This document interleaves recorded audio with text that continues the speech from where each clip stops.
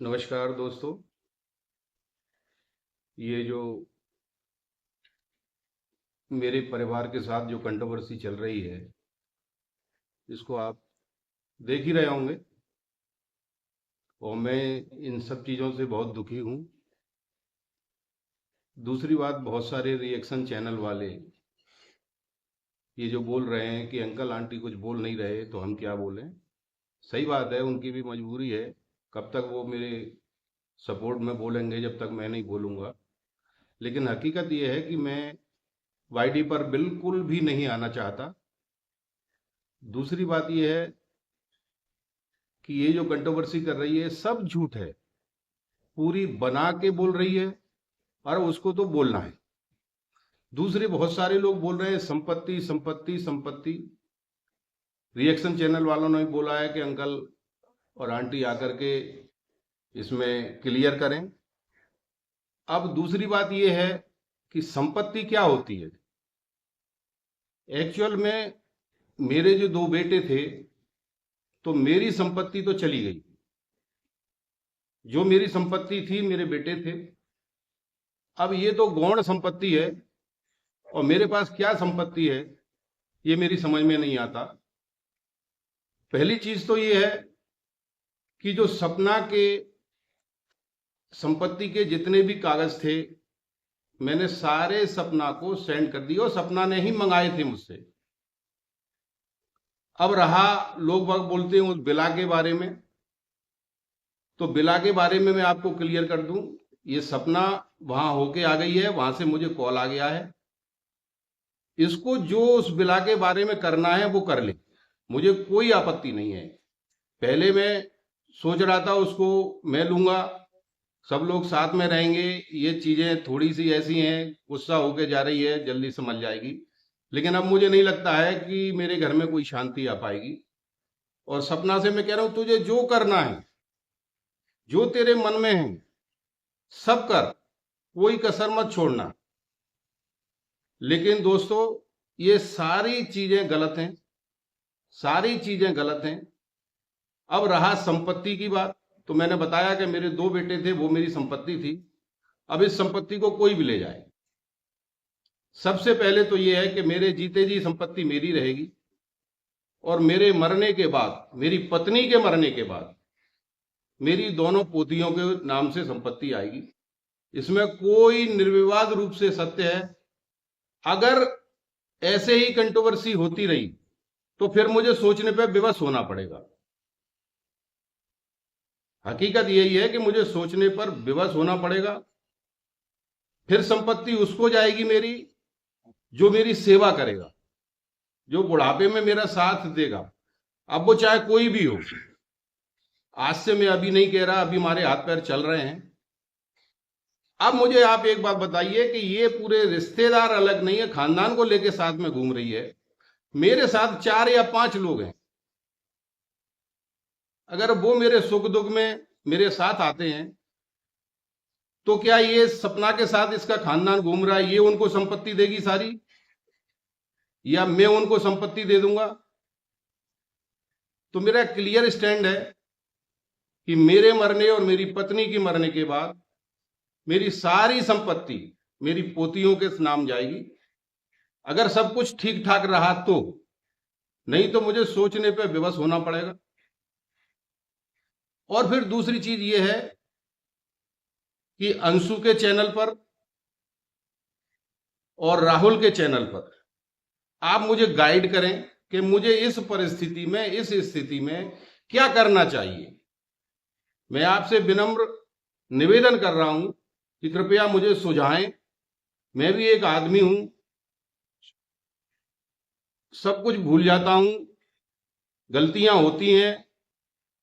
लेकिन ऐसी गलतियां नहीं कि मैंने कोई जिससे कि मेरा घर टूट जाए। अब चूंकि घर टूट चुका है, अब इसमें कोई उम्मीद बाकी नहीं है। तो मुझे आप सुझाव दें कि इस स्थिति में मुझे संपत्ति के बारे में क्या सोचना चाहिए और क्या करना चाहिए। मैं अक्षरशः उसका पालन करूंगा। आपकी जो मेरे पास जो निर्देश आएंगे, और मेरे निर्देश दें या कुछ भी दें, जब मेरे आप फेवर में बोल रहे हैं तो मुझे आप निर्देश भी दे सकते हैं ऐसा कोई वो नहीं है। मुझसे बड़े भी कुछ लोग होंगे, मुझसे छोटे भी कुछ लोग होंगे। तो छोटे हों वो मुझे सुझाव दें, बड़े हों वो मुझे निर्देश दे सकते हैं। और मैं बाईडी पे ज्यादा नहीं आना चाहता, क्यों कि मैं पहले से ही बहुत दुखी हूं। आप लोगों को और ज्यादा मैं दिखा करके दुखी नहीं करना चाहता। और मेरे फेवर में जो बोल रहे हैं उनको मेरा बहुत बहुत हृदय से धन्यवाद। और मुझे आशा है कि अब वो मेरे साथ ऐसे ही बने रहेंगे।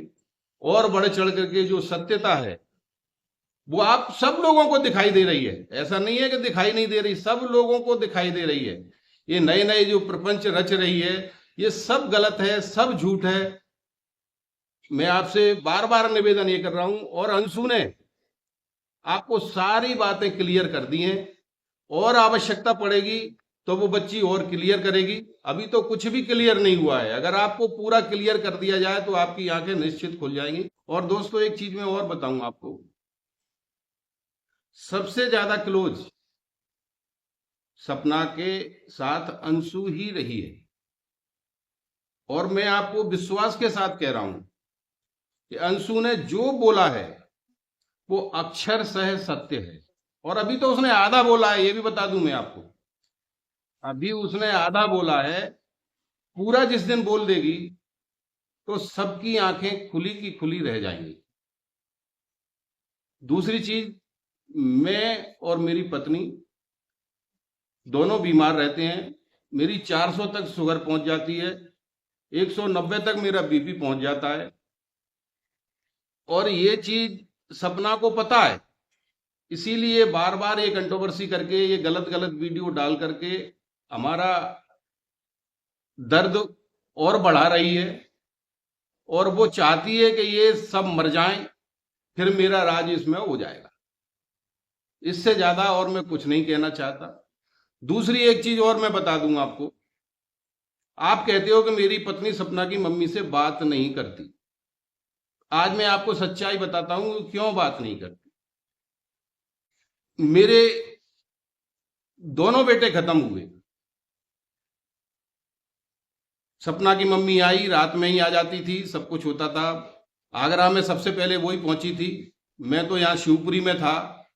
मैं तो यहाँ से लगभग 3:30 या 3:30 बजे वहां गांव पहुंचा हूं। मुझे नहीं मालूम है इन्होंने पोस्टमार्टम क्यों नहीं कराया, क्या नहीं किया। जब ये पहुंच गए थे तो इनको कराना था, इनको जो भी लग रहा था वो उनको कराना था। और सपना एक दिन पहले ही सादाबाद में, जो मेरे गांव से 5 या 6 किलोमीटर दूर है, पेट्रोल पंप है, इससे मिलके गई है। और इसके साथ इसका पूरा परिवार था। ये उस दिन पूरी रात सादाबाद में रुके हैं या सादाबाद के आसपास कहीं रुके हैं। और ये बात सपना ने अपनी किसी भी वीडियो में क्लियर नहीं की कि मेरा पूरा परिवार एक दिन पहले मोनू से मिलके गए हैं। अरे भाई, जब आपको वहां मिलना था तो वहां से गांव 5 किलोमीटर दूर था, आप घर पे भी मिल सकते थे आकर के। और अंशु ने भी इस बारे में क्लियर किया है, ये भी बात क्लियर है। दूसरी चीज, मैंने बार बार आपको बोला है, मेरी पत्नी उसकी मम्मी से घृणा करती है, ये पक्का है बिल्कुल, और करती रहेगी आजीवन, जिंदगी भर। क्यों?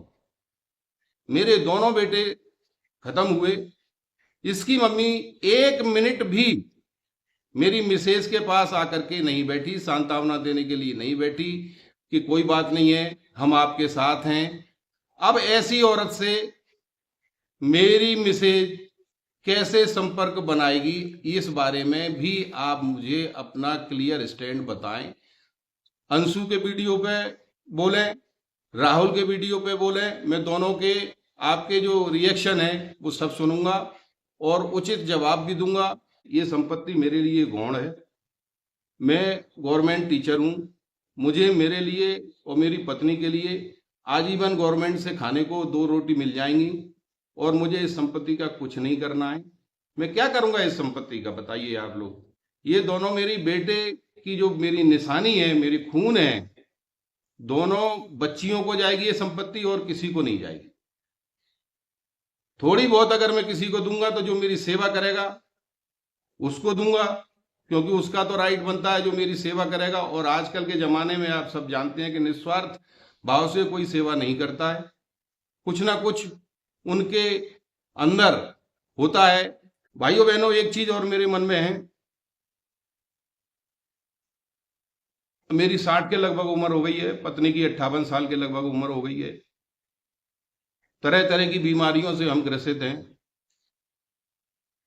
और ये सपना रूपी बीमारी सबसे बड़ी है, इससे हम बहुत ज्यादा ग्रसित हैं। दूसरी चीज, जब मेरे साथ में मुझे ये लगेगा कि मेरे साथ कोई नहीं है, मैं मन से बोल रहा हूं आपको, दोनों बेटों के नाम से इस संपत्ति को किसी ट्रस्ट को या किसी को मैं दान कर दूंगा। ये मेरा पक्का है। मैं और मेरी पत्नी दोनों इस बारे में स्टैंड ले चुके हैं और लेंगे। अगर कोई मेरे अंतिम समय मेरे साथ नहीं है तो फिर मैं ऐसी संपत्ति को ट्रस्ट में अपने बच्चों के नाम से, जिससे उनका नाम चलता रहे, मैं इसको दान कर दूंगा। हाँ दोस्तों, मैं एक चीज और बताना चाह रहा हूं कि हमारी अलका बहन जी मोनू के लिए न्याय दिलाने के लिए बहुत तत्पर है। मैं उनको स्वागत करता हूं। और जो उन्होंने मामा के द्वारा, मेरे साले के द्वारा जो गाड़ी के पार्ट्स मिले थे, उनके बारे में वो लोग प्रश्न उठा रहे हैं कि पार्ट्सों के माध्यम से आपने क्यों कुछ नहीं किया, उसमें नंबर थे, उसमें ये है। तो अलका बहन, मैं आपसे विनम्र निवेदन करता हूं, आप पहले भी इस मुहिम में जुटी थी, आज न जाने किसके कहने से आप फिर इस मुहिम में आई हैं, फिर भी मैं आपका स्वागत करता हूं और मैं आपको विश्वास दिलाता हूं, अगर मोनू को न्याय मिलता है तो आप जहां कहेंगी मैं वहां आने के लिए तैयार हूं और मैं आपका पूर्ण सहयोग करूंगा। और जिन गाड़ी के पार्ट्स के बारे में आप बात कर रही हैं या कोई और दूसरा बात कर रहा है, मैं आदमी गांव भेज रहा हूं, वो पार्ट्स वहीं रखे हुए हैं।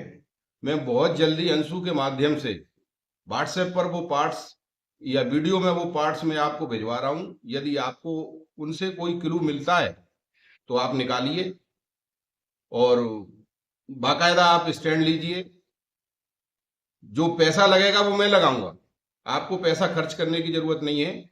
जो पैसा लगेगा वो मैं लगाऊंगा, लेकिन जानकारी सटीक और सही दें आप। रही दूसरी बात, मैं बार बार आपसे यही कह रहा हूं कि आप अगर मेरे बेटे को न्याय दिला सकती हैं तो बार बार मैं आपसे कह रहा हूं, मैं आपके साथ खड़ा हूं, पूर्ण रूप से आपके साथ खड़ा हूं। आप आगे आइए और मुझे जहां आपको बुलाना हो, फिर कह रहा हूं मैं आपसे, मैं वहां आने के लिए तैयार हूं, बशर्ते कि उसमें सत्यता हो, सच्चाई हो।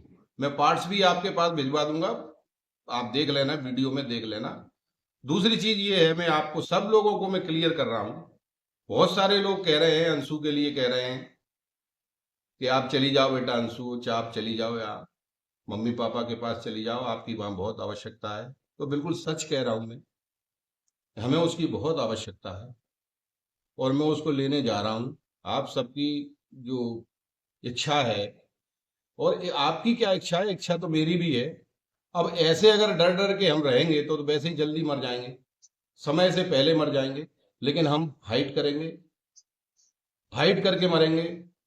और जिसको जो करना है वो कर लो, लेकिन इतना एक ध्यान रखना कि अगर मैंने कुछ कर दिया तो तुम्हारी 3 पीढ़ी उसको, सदमे को भूल नहीं पाएंगे, ये ध्यान रखना। मैं इतना ही कह रहा हूं, मैं कोई धमकी नहीं दे रहा, कोई वो नहीं कर रहा।